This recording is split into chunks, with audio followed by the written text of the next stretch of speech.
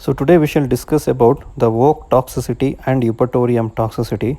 The picture that is shown here is the leaves of the oak tree.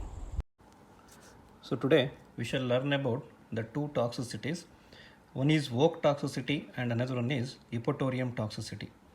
See, oak toxicity, it is also called as Quercus toxicity. So it is a tree, oak tree or Quercus species of tree. And this oak toxicity and eupatorium toxicity, therefore exam sake. See why I consider them as exam sake is, see, this oak toxicity or eupatorium toxicity, it is restricted to the northern parts of India or in a foreign countries.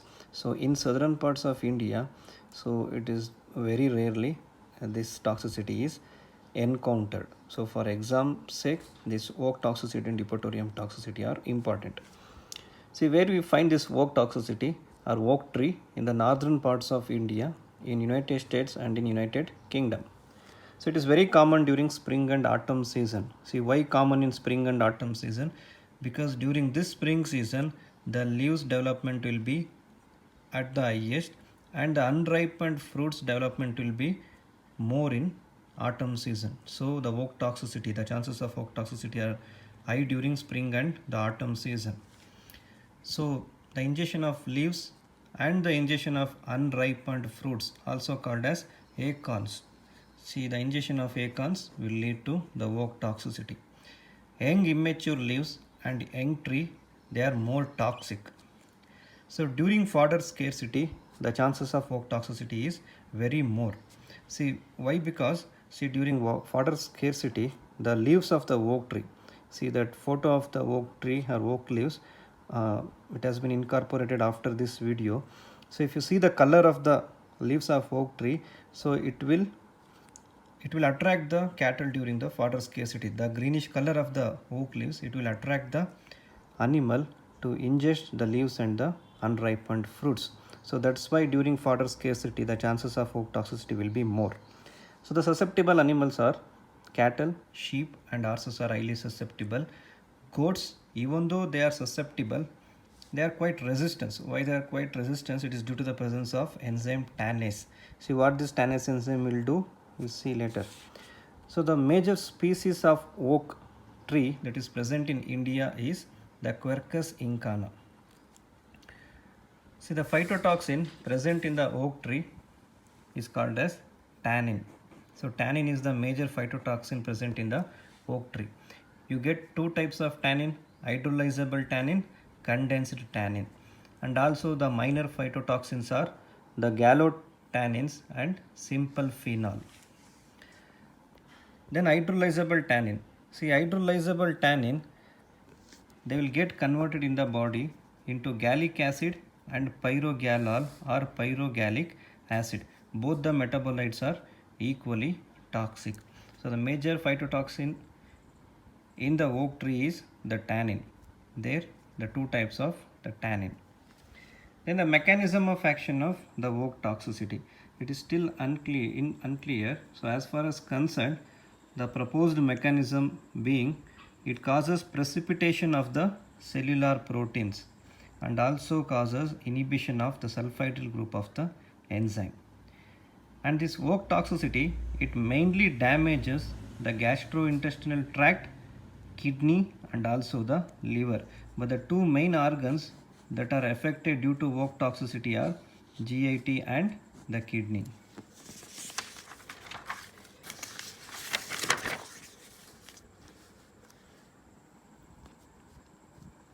So the clinical signs of oak toxicity. So we get prominent gastrointestinal signs and also the signs related to the kidney damage. So prominent GIT signs are the animal will suffer from anorexia, lack of rumination, abdominal pain, severe constipation. So severe constipation, it will be manifested as black, tarry, dry, pelleted feces with shiny coat of the mucus. So this severe constipation, it's a prominent feature in oak toxicity. Occasionally, you will also see hemorrhagic diarrhea. Then what are the signs related to the kidney damage? So signs related to the kidney damage manifested as severe thirst, dry and crusty muzzle, dull and rough air coat, and animal it tends to remain close to the water source, and there will be frequent urination. So apart from that, there will be edema of submandibular region, edema of brisket region, edema of limb region, and there will be ventral edema due to renal origin, which will be very much characteristic in case of the sheep.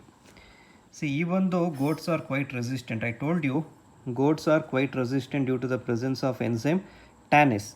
See, this tannase, it will metabolize the phytotoxin tannin very much easily. So that's the reason why goats are quite resistant for oak toxicity. So even then, the goats will show certain clinical signs. So why it is so? Because goats basically they are good browsers. See, they will climb up and they will browse the tree leaves also.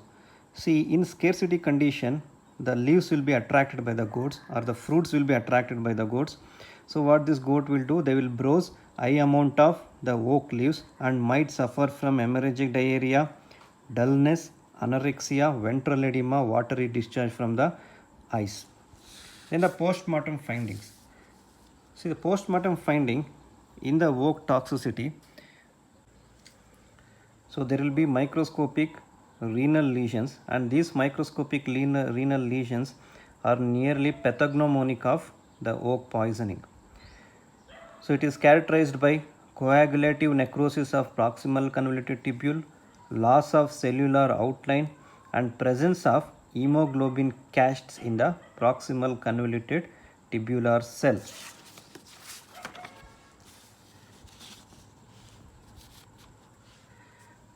Then there will be dense cast of albumin in the proximal convoluted tubular cell. Then proximal convoluted tubular epithelial lining will be so much mixed with the proteinaceous content of the lumen that the whole thing it appears as a dense homogeneous mass. And all this microscopic lesion in the kidney, so it can be treated as pathognomonic in the oak poisoning. But during diagnosis, getting this microscopic picture of the kidney, it might take 2 to 3 days. So by that time the affected animals might they will be dead by that time. So it is one of the diagnostic feature to ascertain the toxicity. So you cannot rely upon this diagnostic feature to treat the affected animal. By the time you get the microscopic finding, the animal will be dead. But this microscopic finding, you can treat it as a pathognomonic lesion. Then grossly kidney appears pale, and if you remove the capsule, below the capsule there will be subcapsular petechia you can observe. Then there will be hemorrhagic gastroenteritis, edema in the peritoneum, general congestion of the carcass with stale urine odor. So stale urine odor, one of the characteristic feature of oak toxicity. It can also be asked. Diagnosis. See, the very important diagnostic point here is you have to ascertain the presence of acorns or buds of oak tree in the rumen. That is the important diagnostic feature. And supportive diagnostic feature will be the laboratory reports. So when you send the blood, whole blood, so there will be decrease in the calcium content, decrease in the magnesium level, and you have to check for liver damage markers, kidney damage markers also. Then the microscopic picture of kidney tubular damage. I told you microscopic picture of the kidney, it serves as a pathognomonic feature in case of oak toxicity, but by the time we get this one, the affected animal might be dead. Then other features of diagnosis, collecting history, you have to ask the farmer, so whether the animal will graze near the oak tree, whether acorns have been fallen on the ground, or circumstantial evidence. When you go around the place, if you find out the acorn fruit or the oak buds. Then treatment, non-specific treatment, you can go for lubricant laxatives, hepatoprotectants, provide high amount of water due to thirst, then add hydroxylated lime in the feed. So what this hydroxylated lime will do, it will bind with the tannin, it will decrease the absorption of the tannin. That's why we add hydroxylated lime. Here prevention is better than the cure here. So it's better to advise farmer not to graze the animals near the oak tree areas. So this is about oak toxicity. The assignment questions. Assignment questions are acorns associated with dash toxicity. Major phytotoxin present in the oak tree is dash. Dash and dash organs are mainly targets of oak toxicity. Dash is the major species of oak tree which causes toxicity in India. You can add fifth question also. Stale urine odor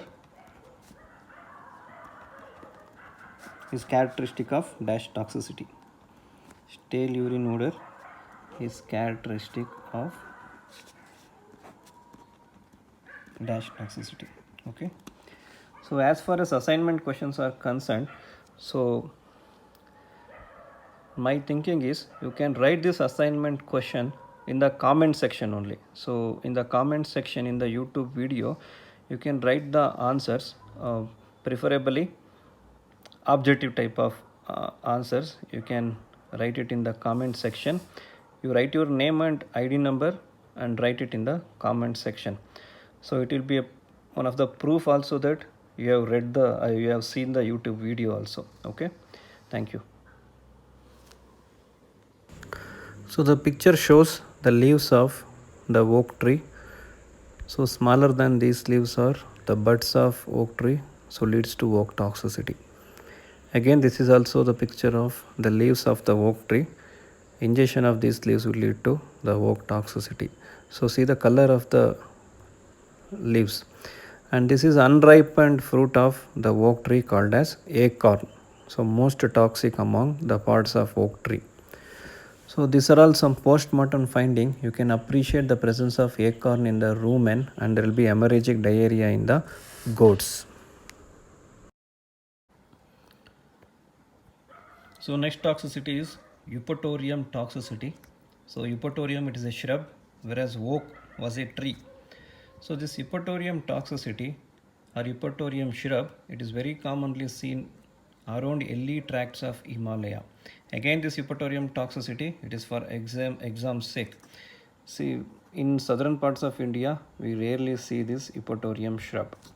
And this Eupatorium shrub, it is very much similar to the lantana plants that are grown in the southern parts of India. So it is a weed. Eupatorium shrub, it is an weed around hilly tracts of Himalaya. Then what are the species of Eupatorium we get? We get Eupatorium adenoforum, Eupatorium riparium, Eupatorium rugosum. And among these three species, Eupatorium rugosum is very important. And this Eupatorium rugosum, it is the most toxic of the Eupatorium species. It is also called by the name white snake root. So why it is called by the name white snake root is the root of this Eupatorium rugosum, the decoction of this root, it is very commonly used to treat the snake bite. That's the name, that's why the name white snake root. And the toxicity due to Eupatorium rugosum, it is called as milk sickness or also called as trembles. Why the name milk sickness is the cattle which ingest this plant Eupatorium rugosum. So from such cattle, the milk secreted from such cattle, if it is consumed by the cows or by the human beings, so they will suffer from Eupatorium toxicity. So that's why the name the milk sickness. Why the name trembles? The major clinical sign associated with Eupatorium toxicity is the trembling, muscle tremors are the important clinical signs in Eupatorium toxicity. And the famous personality who died due to this milk sickness was Nancy Lincoln. So Nancy Lincoln, she was mother of the Abraham Lincoln. See, Nancy Lincoln during 19th century, during the starting of 19th century, during 1815 or so, so when their family shifted to Indiana areas of America, so there this Eupatorium toxicity was unknown. So it was a secret condition. So nobody knows about Eupatorium toxicity. So the protein source, the major protein source at that area, it was drinking of cattle milk or consumption of cattle meat. So what they used to do, they used to drink the milk secreted from the cattle which eats this Eupatorium rugosum, and the Nancy Lincoln, she died due to milk toxicity.